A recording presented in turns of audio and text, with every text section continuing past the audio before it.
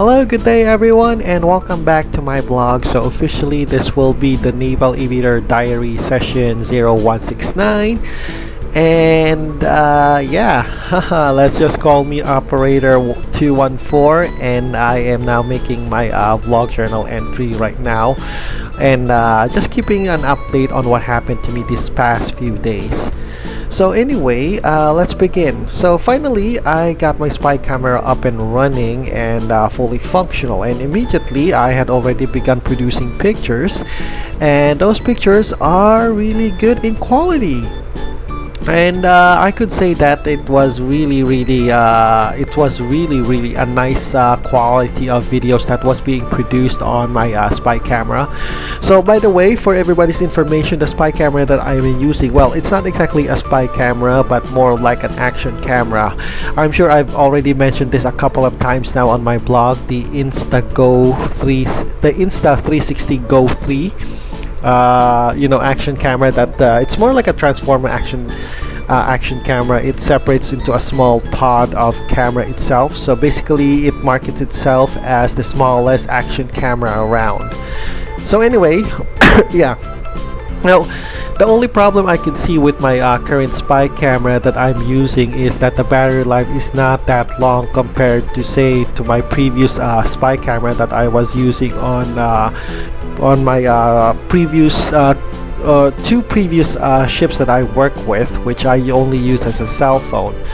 Now the battery only roughly lasts 30 minutes on continuous recording, probably maybe 40 if I'm lucky.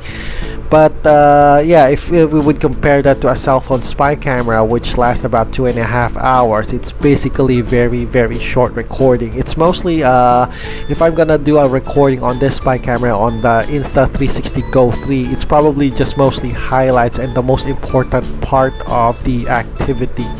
That's the part that I should only be recording.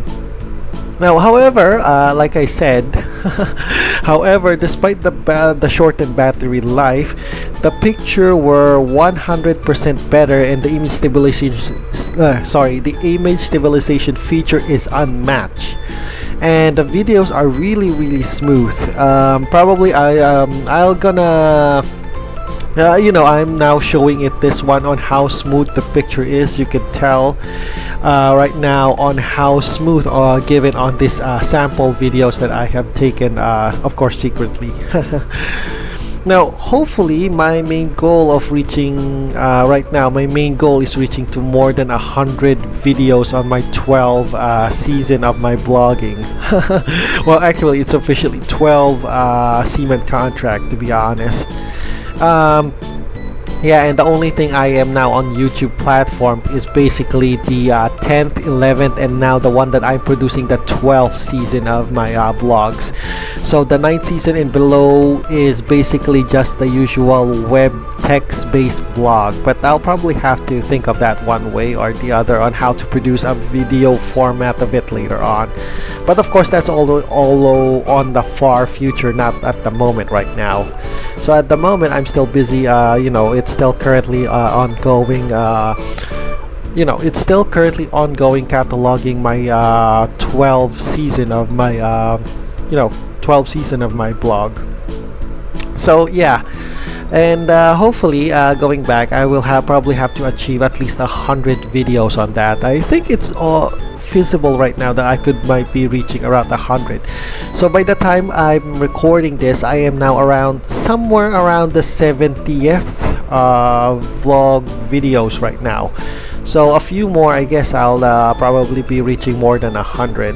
I'm still just about, well, let's just say I'm just here 2 months on board, and my contract is around 8 months. So if I produce at least 100 videos, or let's just say 40 videos a month, I will still have at least around 200 probably, of course. But still, it's still a good idea that I might reach that at around 200. So anyway, that's the current status of my progress right now when it comes to blogging for my 12th season of blogging. So Well, anyway, one thing that I have to log in on my vlog journal right now in other news, it is rumored that our present Ukrainian chiefmate right now, the one that replaced our previous Filipino chiefmate, will apparently I've heard some rumors that his contract will not last for a month due to documentary issues like renewing his seaman's book. In other words, there's a rumor going that he'll disembark by the time this ship reaches Singapore, or probably in return to Singapore after discharge. So probably the next batch of crewmates, he'll probably disembark due to documentary paper stuff. He has to renew his seaman's book, which is very important. Every seafarer has one, including myself. Well, technically I'm a seafarer first and then an aviation student second. But that's another story. Anyway, going back now, if the rumors are true, it begs the question who will be the next chief mate of this ship by the time on the next crew change. And hopefully I do say it hopefully by myself, and hopefully it is not the one that will be replacing him will not be the previous crappy Filipino chief mate. You know, the guy that's I don't know, I have bad vibes on the previous chief mate, the Filipino one, but hopefully he's not gonna be the next chief mate after this guy disembarks, and I hope that is not the case. Now, there are other possible alternative rumors going on as well aside from that, but unfortunately all of it leads to a Filipino chief mate replacing him. It's either the previous chief mate here, or there are two other chief mates that are Filipino nationality as well that would be replacing him. One such rumor, or should I say one Filipino alternative that was being rumored, is more like a bad one, and the other Filipino chief mate surprisingly is being also rumored to be a good one. So it's either one of those two if the rumors are true. So it's more like two bad ones and versus one rumored good chief mate that will be coming here. Now, yeah, like I said, I will not go on to the details because it might reveal some personal information for now, and I could only give generalized details as of the moment. Now, like I said, yeah, that's the other two. It's more like three options overall, but maybe there's also coming another one. But who knows? This is of course all rumors. It's not yet it's not yet verified, and information coming who's the next going to be chief mate is very scarce and probably just only an internal message. But hopefully it's not I just hope that a bad chief mate will not come on this ship, because it's gonna be it will make things complicated for me in some extent. Anyway, the reasons, if you were wondering, the reasons why I am so concerned about who's going to be the next chief mate is probably on the fact that this job position on this ship, or any other ship that I know of, or any other ship on this profession, this job position mostly concerns working schedules and rest hour schedule for the whole crew. Now, for example, a crafty chiefmate can simply exploit the idea for malicious behavior and punish the crew on this ship that he does not get along with. So there's a possibility that if you got a crappy chiefmate, he can just simply say an excuse that it's part of work without yeah, officially he would just say it's officially part of work, but you could tell the malicious intent or intentions of it, that he just wants to simply burden the crew or punish them for whatever reason he can think of. Okay, now yeah, furthermore on these details, I could say that, like, for example, if an abusive chiefmate gets along, like for example make people work on Sundays even though Sunday is a rest day and is mandated by MLC or Maritime Labor Conventions, or something like that. Sorry, I'm not really particular about that MLC because, like I said, I'm a ranking file seafarer and I don't know the details. But the thing here is that given with the environment of the maritime, which is mostly authoritarian type of rule, it may be benign. Some may think it may be benign. Some it may be think of it may be benign, or some would be maybe strict, but overall the general idea of the hierarchy based on environment on the ship is mostly dictatorial. So it depends on two persons who on how the environment will be how the environment will be shaped out. It's either one, of course, for the captain, and second is for the chief mate. Now the captain is mostly for supervisional stuff, more like crew to company and other stuff, while the chief mate mostly deals with the internal workings of the internal workings of the ship, like work schedules, stuff like that, and basically mostly work. Now, like I said, we should be careful on both two of these positions on board the ship, because if you end up with either one of them to be very abusive and very, how do you call this? Very abusive or very malicious type of ship captain or chief mate, there's a large possibility that the working environment on the working environment of the ship could be very, very toxic.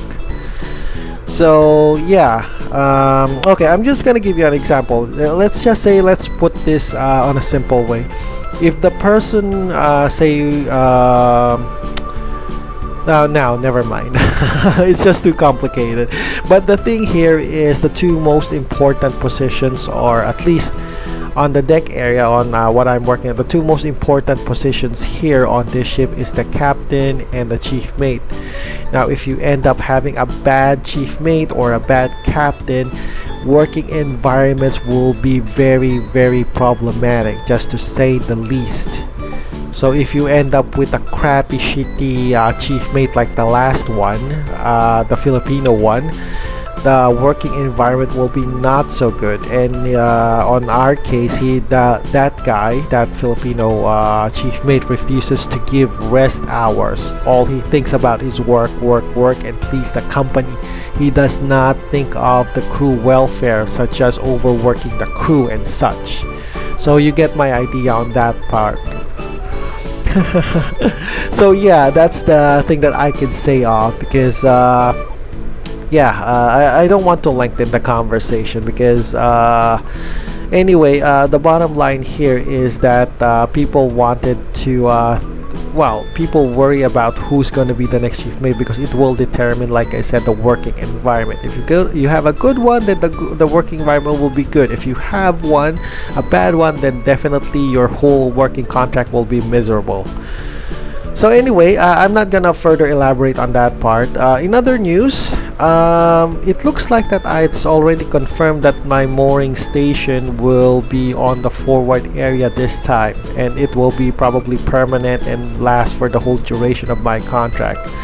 Now, a few weeks back, it was unknown on which mooring station I should be at, because everybody was too busy to even bother, and given with that crappy Filipino chief mate that we had the last time, that only cares about work but doesn't care about its crew, and on my case, he didn't even bother to inform everyone which mooring station should they be at during mooring and unmooring. Now, now it's probably official. I just saw the memo who's going to be the stationed forward during mooring, and who's going to be stationed on aft during, of course, mooring as well. So my name is listed on the forward area during mooring operations, mooring and unmooring. And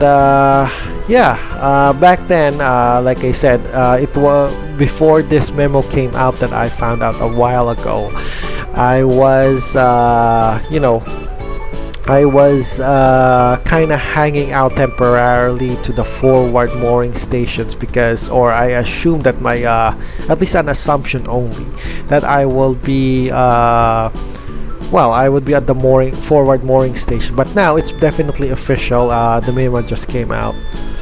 So anyway, probably the main reason why I was stationed to be in the forward mooring station was probably, well, the thing that I could think of was probably during my performance during the RAS mooring operations, which, well, it probably went good for me, and it's probably obvious. Probably my crewmates just saw that how good I was, maybe. Okay, I'm not lifting my bench here or bragging about it, but I, let's just say I did perform well during the last mooring operations. And I kind of find it funny because my job position, to be honest, if you would base it on arrangement, I should be on the aft mooring station, not on forward. But I don't know. The memo just came out and officially now states that I will be now on the forward mooring area. So anyway, I'm okay with that as long as the chief mate is okay and my bosun or my foreman is okay. Now, I have no problems. The foreman is okay, but the chief mate, it depends, of course. But that's how the way things are here. So anyway, I have no issues in that, and I have no comms if I was to be assigned, or I am officially assigned now on the forward mooring stations. So anyway, I guess that's all that I have to log in for now on my Naval Aviator Diary session 0169. So again, this is operator 214 and logging out on my blog journal sessions. Oh yeah, well, one more thing before I logged off my journal entry for now, I would just like to say that I customized another outfit again, specifically more like a custom edition for this 12 season. But actually what happened here is just that I was, well, let's just say that I just made a few color changes on my outfit. So probably I'll be doing an outfit change, at least an outfit change. Well, actually it's the same outfit, I just changed the colors because I am in any way not capable of making customized Vroid outfits for now. So the only thing I could do was probably, well, probably make some modifications, but very minor. But anyway, yeah, I would just like to log before I logged out that I have a new outfit and will be probably be showing it off on my next vlog journals. So anyway, this is operator 214 logging out by now. Bye bye and see ya next time.